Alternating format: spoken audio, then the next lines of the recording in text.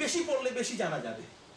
ফাকুল্লি মাইয়াদাই ফালসাফাতান হাফাজতা শাইয়ান ওয়া গাবাত আনকাল আশিয়াও। তুমি মনে করছো অনেক কিছু পড়েছো, আসলে তুমি কিছুই জানো না। গোটা দুনিয়া এখনো জানার কি বাকি, আমাদেরও এখন অনেক জানার বাকি, এখনো অনেক কিছু অজানা রয়ে গেছে। কি বলেন ঠিক কিনা?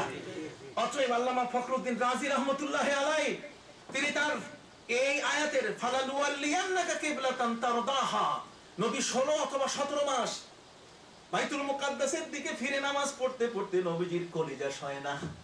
নবীজি জন্ম নেয়ার পর থেকে তিনি কাবা ঘর দেখেছেন, কাজে কাবা ঘরের দিকে মনটা উচাটন। এত বড় আদবের নবী, তিনি শুধু আকাশের দিকে মাথা উঠান আর নিচে করেন। আল্লাহ তিনি মুখেও কখনো বলেন না, যেহেতু আল্লাহ ফারদার আদেশ না দেওয়া পর্যন্ত নবীর কিছু বলার অধিকার নাই। কাজে নবী মনে মনে আবেদন করতেছেন, মুখে মুখে না। কোন সুবহানাল্লাহ, মনে মনে। কিসে? আবার বলেন কিসে? আবার বলেন কি? কোরআন বলছে মনে মনে। তাকাল্লুবা ওয়াজহিকা ফিস সামা, আপনাকে দেখলাম নবী, আপনি খালি মাথা উপরে উঠান আর নিচে। আমি আল্লাহ বুঝি যে আপনি মনে মনে এই ইহুদিদের কিবলার দিকে ফিরে নামাজ পড়তে চান না, আপনি তো কাবা ঘরের দিকে ফিরে নামাজ পড়তে চান।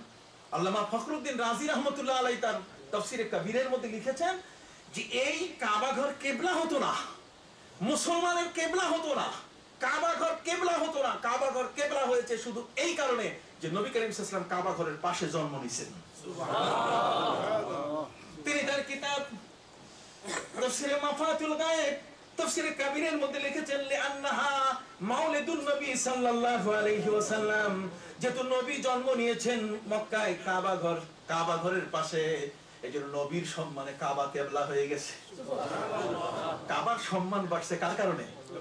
নবীর জন্মের কারণে। নবী জন্ম নিয়েছেন এখানে, এইজন্য কাবার সম্মান কি বেড়ে গেছে। লিআন্নাহা মাউলিদুন নবী সাল্লাল্লাহু আলাইহি ওয়াসাল্লাম, নবীর মাওলাদ, নবীর মাওলিদ, নবীর জন্মস্থান। তাই নবীর জন্মস্থান কারণে যদি কাবার মর্যাদা বেড়ে যায়, আমার আল্লাহ বলেন এমন এক নবী যে নবীর স্ত্রী হওয়ার জন্য যারা তার কাছে নিজেকে সুপর্দ করেছে। কথা বুঝতে পারছেন? কোরআন বলছে যে কিছু কিছু মহিলা ইউহাবাত নাফসাহা, তারা নিজেদেরকে অর্পণ করেছে নবীর কাছে। আল্লাহর নবী নারী লিপ্সুক ছিলেন না, আমার নবী ছিলেন অত্যন্ত পরিপাটি জীবনের অধিকারী। প্যারা নবী রাসূল করিম সাল্লাল্লাহু আলাইহি ওয়াসাল্লামের কাছে তার স্ত্রী যারা এসেছেন, একমাত্র আয়েশা সিদ্দিকা ছাড়া বাকি সমস্ত মহিলা যারা, তারা ছিল কারো কারো 2 বার বিয়ে হয়েছে, কেউ বৃদ্ধা, নবীর কাছে এসে জীবনভর নবীর খেদমত করার তারা আশা নিয়ে নবীর কাছে স্ত্রী হিসাবে তারা তার বিবাহে আবদ্ধ হয়েছেন। আমার আল্লাহ বলেন নবীর স্ত্রী হওয়ার কারণে ওই স্ত্রীরা তাদের মর্যাদা বেড়ে গেছে। কোরআন বলে আন-নাবিয়্যু আওলা বিল মুমিনিনা মিন আনফুসিহিম ওয়া আজওয়াজুহু উম্মাহাতুহুম, নবীর স্ত্রী হওয়ার কারণে তারা মায়ের মর্যাদা পেয়ে গেছেন। নবীর স্ত্রী হওয়ার কারণে নবীর সাথে টাচে আসছে, নবীর টাচে আসার কারণে মহিলারা কি হইছে? মায়ের মর্যাদা। আর আমরা নবীর উম্মত হওয়ার টাচে আসছি, এইজন্য আমরা হইছি খায়রে উম্মত, পৃথিবীর মধ্যে শ্রেষ্ঠ জাতি। নবী ছাড়া আমাদেরকে শ্রেষ্ঠ জাতি বলার কোনো সুযোগ নাই। ওই নবীকে সালাম দিতে গিয়ে কারো পা খোঁড়া হয়, কারো পা টেরা হয়, কথা বুঝেন নাই? কেউ তো বসতে বসতে জীবনে আর উঠতেও চায় না। কথা বুঝতে পারছেন? তার জীবনে কত বাধা, কত বিঘ্ন। কথা বুঝতে পেরেছেন? আমি আপনাদের খেদমতে আরজ করতে চাই, বিশ্বনবী প্যারা নবী রাসূল করিম সাল্লাল্লাহু আলাইহি সাল্লামের মর্যাদা আল্লাহ এত বড় করে দিয়েছেন। আল্লামা ফখরুদ্দিন রাজি রাহমাতুল্লাহি আলাইহি বলছেন যে আল্লাহ যেন তাকে সব বিষয় খুশি করতেছেন, সব বিষয় খুশি করতেছেন। এবার আল্লাহ তাআলা বলে দিলেন নবী 16 এবং 17 মাস ধরে আমি দেখতেছি শুধু মাথার উপরে উঠান আর মাথা নিচে নামান, কখনো মুখ দিয়ে আপনি বলেন না বড় আদবের নবী আপনি, আমি তো আপনারে আদব শিখাইছি। নবী বলেছেন আদাবানি রব্বি ফাআহসানা তা'দিবি ওয়া আল্লামানি রব্বি ফাআহসানা তা'লিমি, আদব শিখেছি আমি আল্লাহর কাছে। সুবহানাল্লাহ। ইলম শিখেছি আমি কার কাছে? আল্লাহর কাছে। অতএব জ্ঞান বিজ্ঞানের আলোচনা তো আর আজকে হলো না। আমি যেটি আপনাদের কাছে বলতে চাই, সেই নবী বলেন ওয়া আদাবানি রব্বি ফাআহসানা তা'দিবি, আল্লাহর কাছে তিনি মুখ খুলে বলেন না এত বড় আদব। আল্লাহ বলেন আপনার অন্তরের খবর তো আমি জানি। জান আপনি মনে মনে চাচ্ছেন কাবা ঘর আপনার কিবলা হোক, আমি আপনাকে কাবা ঘর আমার কিবলা দিয়ে দিলাম। ফালানুওয়াল্লিয়ান্নাকা কিবলাতান তারদাহা, আপনি যাতে খুশি আমি সেটাই বরাদ্দ দিয়ে দিলাম। তাহলে আমরা দেখতে পাচ্ছি আল্লাহ খুশি করতেছেন কাকে? সবাইকে বলছি, আল্লাহ খুশি করতেছেন কাকে? নবীকে খুশি করতেছেন। তাহলে ওই নবীকে আমরা খুশি করলে কোনো অসুবিধা আছে? আল্লাহ যে নবীকে খুশি করতেছেন, আল্লাহ যে নবীর নামে দরুদ পড়েন, ফেরেশতাদের দরুদ পড়াবার ব্যবস্থা করলেন, যেই নবীর কারণে আল্লাহ পাক রব্বুল, যে নবীর মর্যাদা, তার শান আজানে, নামাজে, ইকামতে, কবরে, হাসরে, সুপারিশে, মাকামে মাহমুদে সবখানে নবী, নবী ছাড়া নাই। তাহলে সেই নবীকে বাদ দিয়ে আমি কোথায় যাব? আমার যাওয়ার জায়গা নাই। বলুন, আমার যাওয়ার জায়গা আছে?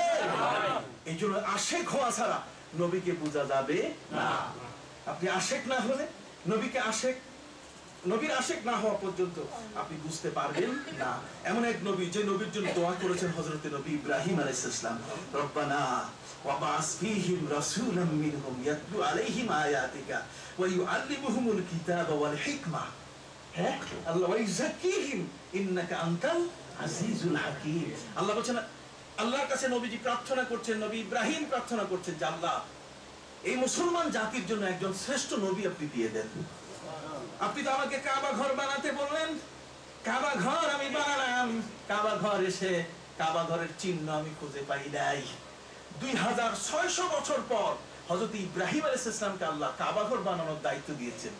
হযরত নূহ নবীর প্লাবনে সব ডুবে গেছিল, পলি মাটিতে সব ঢেকে গেছে, কাবা ঘরের কোনো চিহ্ন নাই। 2600 বছর পর ইব্রাহিম আলাইহিস সালামকে আল্লাহ বলেন কাবা ঘর বানাও। ইব্রাহিম আলাইহিস সালাম সিরিয়া থেকে কাবা ঘরের পাশে এসে তিনি দেখলেন শুধু পাহাড় আর পাহাড়। কিতাবে লেখা হয়েছে, যেদিন আল্লাহ তাআলা এই প্রথম জমিন সৃষ্টি করেন, এই জমিনটাকে শান্ত করার জন্য পাহাড় সৃষ্টি করেছিলেন, জিবাল আওতাদা, পেরেক হিসাবে। সেই পাহাড়ের সংখ্যা প্রায় 6500। কত? এখন 6500 মধ্যে সহজে কাবা ঘর খুঁজে পাওয়া যাবে? আপনার বাড়ি খুঁজে পাওয়া যাবে নম্বর দিয়া। যদি একটা নম্বরও না থাকতো তাহলে আপনি নিজের বাড়িও নিজে খুঁজে পাইতেন না। সব এক সাইজের বাড়ি, কাজে পাহাড়গুলো উঁচু নিচে একরকম। কাবা ঘর কোন জায়গায় ছিল ইব্রাহিম নবী খুঁজে পাবেন কেমনে? আল্লাহ বলে দেন, ইব্রাহিম যাও কাবা ঘর বানাও। ইব্রাহিম আলাইহিস সালাম মক্কায় আসার পরে দেখেন শুধু পাহাড় আর পাহাড়। তিনি আল্লাহকে বলেন, মাবুদ আমি তো দাগ নম্বর নিয়ে আসি নাই, নকশা নিয়ে আসি নাই, খতিয়ান নম্বর নাই, দাগ নম্বর নাই, কাবা ঘর বানাবো কিভাবে? আল্লাহ বলে দিলেন, কোনো চিন্তা নাই, তুমি দাঁড়াও, আমি মেঘমালা পাঠাই দিচ্ছি। মেঘ এসে যেখানে দাঁড়াবে ওই জায়গার ছায়াটা কাবা ঘরের মূল বুনিয়াদ। তুমি ওটা চতুর্দিকে রেখা চিহ্নিত করো। হযরত ইব্রাহিম আলাইহিস সালাম দেখলেন মেঘ নেমে এসেছে, এবার তিনি লাঠি দিয়ে রেখা চিহ্নিত করলেন। এই যতটুকু জায়গা তিনি পেলেন এটার নাম বাক্কা। এটার নাম কি? আর এর চতুর্দিকে হলো মক্কা। মক্কা হলো চতুর্দিকে, আর ওই অংশটার নাম কি? বাক্কা। আল্লাহ বলেন, ইন্না আউওয়ালা বাইতিন উদিয়া লিন-নাসি লাল্লাযী বিবাক্কাতা মুবারাকান ওয়া হুদাল লিল আলামিন। এটা বাক্কা, এই জায়গাটা উদ্ধার হলো। এবার হযরত ইব্রাহিম আলাইহিস সালাম আল্লাহর কাছে বলেন, মাহবুব এই ঘরটা যে বানাবো, এই ঘরখানা যে তৈরি করব, ঘরের স্টোন পাবো কই?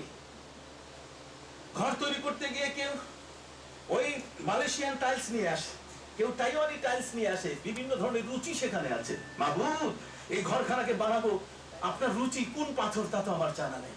আল্লাহ বলে দিলেন, ইব্রাহিম পৃথিবীর 5টা পাহাড়ের পাথর দিয়ে আমি কাবা ঘর বানানোর ইরাদা করেছি। তার মধ্যে একটা হলো তুর পাহাড়, মিশরের তুর পাহাড়, একটা হলো লিবাননের জুতি পাহাড়, জর্ডানের একটি পাহাড়, আরেকটা হলো তুরস্ক থেকে 800 মাইল উত্তরে এরারত পাহাড়ের পাশে জাবালে জুদি, যেখানে নূহ নবীর নৌকা 150 দিনের প্লাবনের পরে থেমে গেছিল, ওই পাহাড়ের পাথর। আরেকটা হলো কাবা ঘর থেকে 2.5 মাইল দূরে, তার মানে 3.5-4 কিলোমিটার দূরে হেরা পর্বতের পাথর দিয়ে কাবা ঘর বানাবো। হযরত ইব্রাহিম আলাইহিস সালামকে আল্লাহ বলে দিলেন, এই পাহাড়গুলোর পাথর দিয়ে তুমি কাবা ঘর বানাও। ইব্রাহিম আলাইহিস সালাম বললেন, মাবুদ এই পাথরগুলো আনবো কি করে? আমার তো কোনো বাহন নাই, বাহক নাই, কোনো কার্গো জাহাজ নাই, কেমনে নিয়ে আসবো?